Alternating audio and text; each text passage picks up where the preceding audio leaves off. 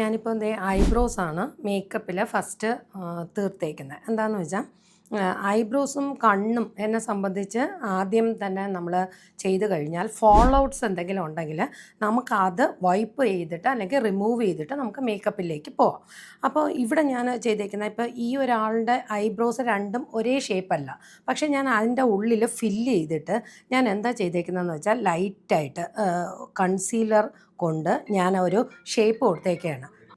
അപ്പോൾ ഞാൻ ഇപ്പോൾ 2 ഐബ്രോസും ഉള്ളിൽ ഞാൻ ഫില്ല് ചെയ്തിട്ടുണ്ട്. അപ്പോൾ ഫില്ല് ചെയ്യുന്നത് എങ്ങനെയായിരുന്നു എന്ന് വെച്ചാൽ ഞാൻ ഈ ഹെയർസിനെ താഴേക്ക് ചീകിയിട്ടാണ് അതിൻ്റെ ഉള്ളിൽ അപ്പോൾ നമുക്ക് കാണാൻ കഴിയും എവിടെയൊക്കെയാണ് വൈറ്റ് ആയിട്ട് കിടക്കുന്ന ഒരു സ്കിന്ന് കാണാൻ കഴിയും.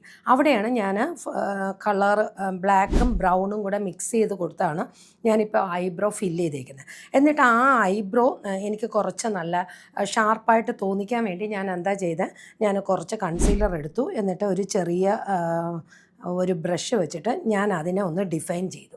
അപ്പോൾ ഈ ഒരു ടിപ്പ് നമ്മൾ ബ്രൈഡ്സിന് യൂസ് ചെയ്യാമെങ്കിൽ അവരുടെ പുരികത്തിൽ എന്ത് ഡിഫറൻസ് ഉണ്ടെങ്കിലും അതെന്തായാലും ഫോട്ടോസിൽ വരുന്നതായിരിക്കില്ല.